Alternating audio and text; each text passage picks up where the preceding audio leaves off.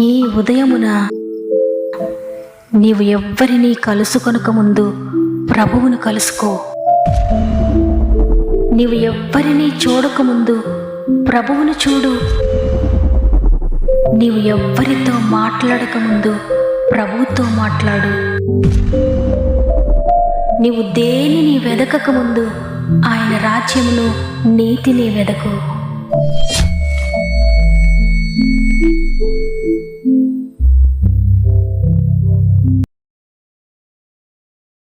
Praise the lord. ఈ ఉదయకాలమున God first అనే వాగ్దాన కార్యక్రమానికి మిమ్మల్ని మీ కుటుంబాల్లో మరొకసారి హృదయపూర్వకంగా ఆహ్వానిస్తూ ప్రభునామంలో నా యొక్క హృదయపూర్వకమైన శుభములు మీ అందరికీ తెలియజేస్తూ ఉన్నాను. ప్రియ దేవుని బిడ్డలారా, దేవుని అత్యంత కృపను బట్టి మీరందరూ బాగున్నారని విశ్వసించి మీ అందరి కొరకు ప్రార్థిస్తున్నాం. మనల్ని ఎంతగానో ప్రేమిస్తున్న ప్రభువు గతించిన వారమంతా మనల్ని కాపాడి మనతో ఉండి మనలను మన కుటుంబాలను తన రెక్కల నీడలో దాచి అద్భుతంగా నడిపించారు. ఆత్మీయంగా శారీరకంగా కూడా మనలను పోషిస్తూ ఉన్నారు. అందుని బట్టి హృదయపూర్వకంగా మొదటిగా దేవునికి థ్యాంక్స్ చెబుదాం. మీరు ఒకవేళ ఏ టెన్షన్లో ఉన్నా, ఈ వారం అంతా ఎలా ఉంటుందో అని భయపడుతూ ఉన్నా, మిమ్మల్ని ప్రేమిస్తున్న ప్రభు ఉన్నాడు కాబట్టి భయపడొద్దు. ఆయన మీ జీవితాలను కడతాడు. మీ పరిస్థితి ఎటువంటిదైనా తప్పకుండా మీకు తోడుగా ఉండి మిమ్మల్ని నడిపిస్తాడు.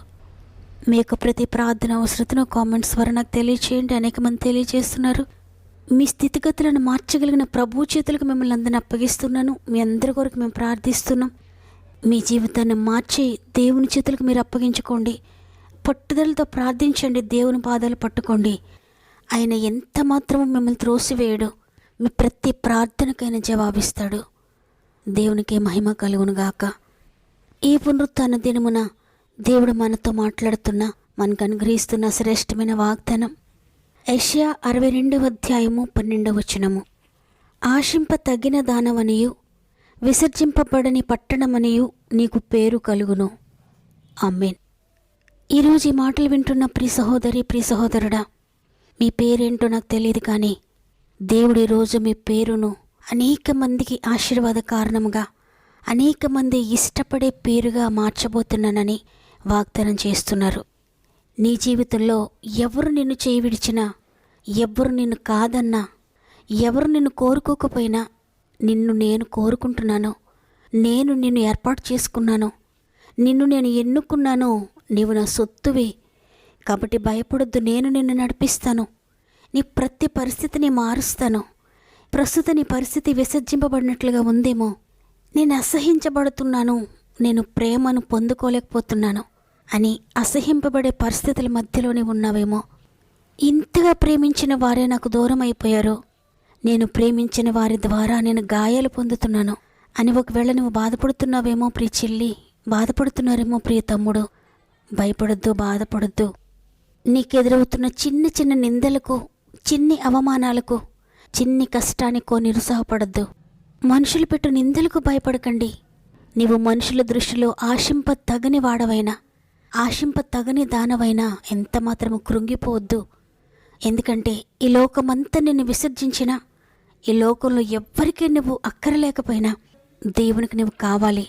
ఆయన నిన్ను కోరుకుంటున్నాడు. ఆయన నిన్ను ఎన్నుకున్నాడు. దేవుడు నిన్ను కోరుకుంది, దేవుడు నిన్ను పేరు పెట్టి పిలుస్తుంది నిన్ను విడిచిపెట్టడానికి కాదు. నీ ద్వారా అనేక మందిని ఆశీర్వదించడానికి ఆయన నిన్ను కోరుకున్నాడు. నీవెక్కడ ఉన్నావో అక్కడే ఆ ఇంటిని దేవుడు ఆశీర్వదించబోతున్నాడు నిన్ను బట్టి. దేవుడు హేబెలును ఎంచుకున్నాడు. హేబెలు యొక్క అర్పణను అంగీకరించాడు. ఎందుకంటే హేబెలు దేవుని ఎంచుకున్నాడు కాబట్టి. హేబెలు, కయ్యేను ఇద్దరు కూడా ఒకే తల్లిదండ్రులకు పుట్టారు. ఒకే విధంగా ఆహారం తిన్నారు, ఒకే విధంగా పెరిగారు. అయితే ఒకరోజు ఇద్దరు దేవునికి బలి అర్పించడానికి వెళ్ళారు. ఇద్దరు హృదయాలను పరిశీలిస్తున్నాడు దేవుడు. ఎందుకంటే ఆయన పై రూపాన్ని లక్ష్యపెట్టే దేవుడు కాదు. వారిచ్చే అర్పణను పైపైన చూచే దేవుడు కాదు. క్వాంటిటీని చూచే దేవుడు కాదు. వారు ఏది అర్పిస్తున్నారనేది కాదు, కానీ వారు ఏ హృదయంతో అర్పిస్తున్నారనేది ఆయన చూస్తాడు. దేవుడు వారి యొక్క ఎత్తును చూడలేదు, వారి యొక్క రంగును చూడలేదు, వారి యొక్క బలాన్ని చూడలేదు. వారి హృదయాన్ని చూచాడు, వారి అంతరంగాన్ని చూచాడు. ఎవరి హృదయంలో దేవునికి ఫస్ట్ ప్లేస్ ఉందో, దేవుడు వారిద్దరి అర్పణను పరిశీలించినప్పుడు కయ్యేను హృదయపూర్వకంగా అర్పించడం లేదు. హేబెలైతే అంతరంగంలో నుండి ఇష్టపూర్వకంగా హృదయపూర్వకంగా దేవునికి అర్పిస్తూ ఉన్నాడు. తన దృష్టిలో విలువైన అర్పణను, ఘనమైన అర్పణను దేవునికిచ్చాడు. ఆ అర్పణ ద్వారా దేవునిని గనపరుస్తూ ఉన్నాడు. నన్ను గనపరచు వారిని నేను గనపరుస్తానని వాగ్దానం చేసిన దేవుడు హేబెలు యొక్క అర్పణను అంగీకరించాడు. హేబెలుపై తన కనుదృష్టి పడింది. అందుకే ఇప్పటి వరకు కూడా మనం హేబెలుని గురించి మాట్లాడుకుంటున్నాం. హేబెలు రక్తం కంటే మరి శ్రేష్టంగా మొరపెట్టే యేసు రక్తం అని బైబిల్ గ్రంథంలో వ్రాయబడి ఉందంటే హేబెలును దేవుడు చాలా ఉన్నతమైన స్థానంలో ఉంచాడు. దేవునిని ఘనపరిచిన, దేవునికి ఫస్ట్ ప్లేస్ ఇచ్చిన హేబెలుకు కూడా దేవుడు అంతటి స్థానాన్ని ఇచ్చాడు. ఈరోజు ఈ మాటలు వింటున్న నిన్ను దేవుడు ఎన్నుకోవాలంటే, ఆయన నీకు ఒక ప్రత్యేకమైన స్థానాన్ని ఇవ్వాలంటే నీలో ఏదైనా ప్రత్యేకత ఉందా? ఆయన కనుదృష్టి నీపై నిలబడాలంటే నీవు ఏం ప్రత్యేకతను కలిగి ఉన్నావు? ఆయనను గనపరుస్తున్నావా? ఆయనను ప్రేమిస్తున్నావా? ఆయన కొరకు నమ్మకంగా జీవిస్తున్నావా? పరిశుద్ధతను కాపాడుకుంటున్నావా? నీతి కొరకు ఆకలి దప్పిక కలిగి ఉన్నావా? నీలో ప్రత్యేకత ఉంటే ఆయన కనుదృష్టి నీపై పడుతుంది. ఆయనకు ఏ భేదం లేదు. నిన్ను ఎంచుకుంటాడైనా, నన్ను ఎంచుకుంటాడు. ఎవరైతే ఆయన కొరకు నమ్మకంగా జీవిస్తారో వారి పేరును మారుస్తాడు, వారి జీవితాన్ని మారుస్తాడు, వారి చరిత్రనే మారుస్తాడైనా. ఉన్నత స్థితిలో నిలబెడతాడు. ఆయన ఎంచుకుంటే ఇక అద్భుతాలే. ఇక ఎవరు కూడా విసర్జించే పరిస్థితి నీలో ఉండదు. ఎవరి చేత ద్వేషించబడే పరిస్థితులు నీకుండవు. ఇక అందరూ నీ ప్రార్థన కొరకు ఎదురు చూస్తారు, నీ ప్రార్థన కోరుకుంటారు, నీ మాటల కొరకు ఎదురు చూస్తారు, నీతో మాట్లాడాలని కోరుకుంటారు. కాబట్టి ఈరోజు ఈ మాటలు వింటున్న ప్రియ సహోదరి, ప్రియ సహోదరుడా, ఎవరి చేతో నేను ద్వేషించబడుతున్నానో, ఎవరు నన్ను విసర్జించారని బాధపడద్దు. ప్రభువు అంటే సృష్టికర్తని నేను ఎన్నుకుంటున్నాడు. ఆయన నీ పేరును, నీ జీవితాన్ని, నీ పరిస్థితులన్నిటినీ మారుస్తానని ఈరోజు వాగ్దానం చేస్తున్నారు. అందువల్ల ఎవ్వరు నీ చేయి విడిచిపెట్టినా భయపడొద్దు. ఎవ్వరు నిన్ను కాదన్నా భయపడొద్దు. ఎవరి దృష్టి నీ మీద లేకపోయినా భయపడొద్దు. దేవుడు నిన్ను ఎన్నుకున్నాడు కాబట్టి ఆయన దృష్టి నీపై పడేలా ఆయన కొరకు నమ్మకంగా ముందుకు సాగు. రాబోయే కాలంలో ఆయన నిన్ను ఉన్నతమైన స్థితిలో వాడుకోబోతున్నాడు. ఆయన నిన్ను ఎన్నుకుంటే నీ జీవితంలో అద్భుతాలే. నీ ద్వారా నీ కుటుంబంలో అద్భుతాలు, నీ ద్వారా నువ్వెక్కడుంటే అక్కడ అద్భుతాలు ఆయన చేయబోతున్నాడు. కాబట్టి అందరం కూడా ఈరోజు, అయ్యా నేను నీకు లోబడతాను, నన్ను ప్రత్యేకపరచుకోండి. ఈ లోకంలో ఎవరు విడిచినా నేను దుఃఖపడినయ్యా.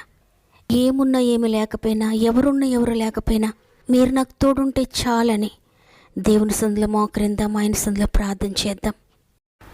ఎవరు నన్ను చేయి విడచినా యేసు చేయి విడువడు. ఎవరు నన్ను చేయి విడచినా యేసు చేయి విడువడు.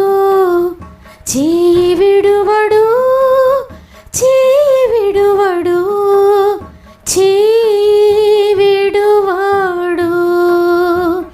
నన్ను చేయి విడువడు. ఎవరు నన్ను చేయి విడచినా యేసు చేయి విడువడు.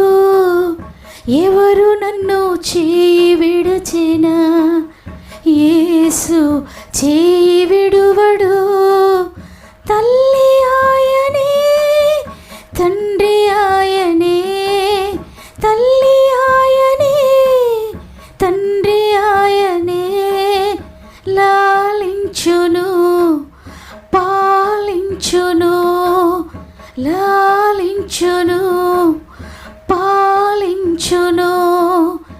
ఎవరు నన్ను చేయి విడచినా యేసు చేయి విడువడు. ఎవరు నన్ను చేయి విడచినా యేసు చేయి విడువడు.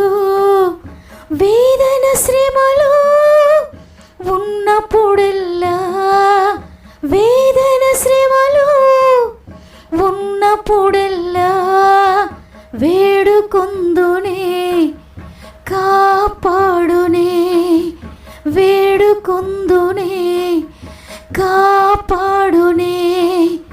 ఎవరు నన్ను చేయి విడచినా యేసు చేయి విడువడు. ఎవరు నన్ను చేయి విడచినా యేసు చేయి విడువడు. ప్రేమగల తండ్రి, నీకు వందనాలు. నీ కృప ద్వారా గతించిన వారమంతా మమ్మల్ని నడిపించారు, మాకు తోడుగా ఉన్నారు. ఈ నూతన వారంలోనికి మమ్మల్ని ప్రవేశపెట్టినందుకు వందనాలు. ఈరోజు మాతో మాట్లాడారు, నేను నిన్ను ఎన్నుకుంటున్నానని. తండ్రి, మీరు ఎన్నుకుంటే మాకు చాలయ్యా. ఎవరు మమ్మల్ని అవునన్నా కాదన్నా, ఈ లోకము చేత విసర్జింపబడినా మేము భయపడం తండ్రి. మీరు మాతో ఉంటే, మీరు మమ్మల్ని ఎన్నుకుంటే చాలు నాయనా. ఈరోజు వాగ్దానాన్ని విని ఎంతమంది విశ్వసించి ప్రార్థిస్తున్నారో తండ్రి, వారందరినీ కూడా మీరు ఎన్నుకుంటున్నారని, నీ పరిచర్యలో ప్రతి ఒక్కరిని వాడుకుంటున్నారని, నీ కొరకు బలమైన సాక్షులుగా మీరు నిలబెడుతున్నారని నమ్ముతున్నాను. వారి టాలెంట్స్ని బట్టి కాదు, వారి యొక్క బలాన్ని బట్టి కాదు, వారి భక్తిని బట్టి కాదు, వారిలో ఒక ప్రత్యేకతను, నీ కొరకు ప్రత్యేకంగా జీవిస్తున్న జీవితాన్ని మీరు చూచారయ్యా. అందుని బట్టి వారిని ఎన్నుకున్నానని ఈరోజు సెలవిచ్చారు తండ్రి. ఎంతమంది నీకు లోబడుతున్నారో వారందరినీ మీరు ఎన్నుకోండి తండ్రి. నీ శక్తితో నింపండి తండ్రి. ఈ లోకంలో క్రీస్తులా జీవించడానికి అద్భుతకరమైన శక్తిని మీరు దయచేయమని ప్రతి బిడ్డను కూడా నీ చేతులకు అప్పగిస్తున్నాను తండ్రి. మరి ముఖ్యంగా తండ్రి, అనేక మంది బిడ్డలు వారి ప్రార్థన వినపం మాకు తెలియజేస్తున్నారు. ప్రతి ఒక్కొక్కరిని జ్ఞాపకం చేసుకోండి. ఎవరే సమస్యలో ఉన్నారో, ఏ బాధలో ఉన్నారో నీకు తెలుసు. అందరి జీవితాలు మీరు పరిశీలిస్తున్నారు తండ్రి. ప్రతి ఒక్కరి జీవితంలో కూడా అద్భుతాలు చేయండి. వారి సమస్య ఏదో నీకు తెలుసునైనా, వారి బాధ ఏదో నీకు తెలుసునైనా, ప్రతి బాధ నుండి, ప్రతి సమస్య నుండి విడిపించి అద్భుతకరమైన విడుదల దయచేయండి తండ్రి. ఆశ్చర్యకరంగా నీ కొరకు నడిపించండి తండ్రి. ప్రతి ఒక్కరి చేతిని మీరు పట్టుకోండి. నీ యొక్క పరిశుద్ధమైన మార్గములో, నీ నీతి మార్గములు ప్రతి ఒక్కరిని నడిపించండి తండ్రి. జారిపోకుండా గట్టిగా పట్టుకోండి అయ్యా, పడిపోకుండా పట్టుకోండి తండ్రి. ఎవరైతే నీకు లోబడుతున్నారో, ఎవరైతే నీకు అప్పగించుకుంటున్నారో, ఎవరైతే ఇష్టపడుతున్నారో నీ కొరకు నమ్మకంగా జీవించడానికి ప్రతి ఒక్కరి చేతిని పట్టుకోండి పరిశుద్ధాత్ముడా. ప్రతి కుటుంబంలో అడుగుపెట్టిన నాయన, ప్రతి ఒక్కరిని మీ స్వాధీనం చేసుకొని ఆత్మతో బంధించండి తండ్రి. నీ శక్తిని ఇవ్వండి. నీ కట్టడలను వివరించేవారిగా, నీ యొక్క విధులను గాయకొనేవారిగా నీ ఆత్మతో నింపి ముందుకు నడిపించండి. ఆత్మీయంగా పడిపోయిన వారిని లేవనెత్తండి అయ్యా. శారీరకంగా కృంగిపోతున్న వారిని లేవనెత్తండి. అనారోగ్యాలతో పడి ఉన్న వారిని లేవనెత్తండి, ముట్టండి, స్వస్థపరచండి. నానా విధమైన వ్యాధులతో పడి ఉన్న వారిని లేవనెత్తండి అయ్యా. ఆర్థిక బంధకాల్లో, అప్పుల్లో పడిపోయిన వారిని లేవనెత్తండి తండ్రి.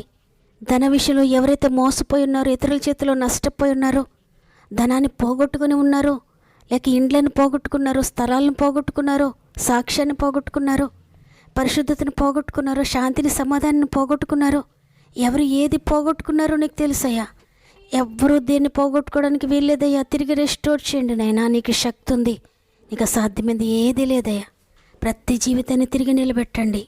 కోర్టు కేసెస్ నుండి విడిపించండి, ఉద్యోగ సమస్యలను విడిపించండి, వ్యాపార సమస్యలను విడిపించండి, వ్యవసాయాలను దీవించండి, అభివృద్ధి చేయండి, పాడి పంటలను దీవించండి, గృహం లేని వారికి సొంత గృహాలు దయచేయండి, గర్భఫలం లేని ప్రతి బిడ్డ గర్భాన్ని తెరవండి, వివాహాలు కాని ప్రతి బిడ్డ జీవితంలో అద్భుతం చేయండి, ఉద్యోగాలు లేని ప్రతి బిడ్డ జీవితంలో అద్భుతాలు చేయండి, ఎగ్జామ్స్ రాసిన బిడ్డలందరికీ తోడండి తండ్రి. నీ జ్ఞానమును, నీ శక్తిని దయచేయండి తండ్రి. నడిపించండి. గర్భంతోని బిడ్డలందరినీ చేతులు పెడుతున్నాను తండ్రి. 9 నెలలు మీరు తోడుగా ఉండి సేఫ్ డెలివరీస్ దయచేయండి. ఈరోజు పుట్టినరోజులు, పెండ్లి రోజులు జరుపుకున్న వారందరినీ కూడా జ్ఞాపకం చేసుకోండి. సంవత్సరం అంతా తోడే ఉండండి.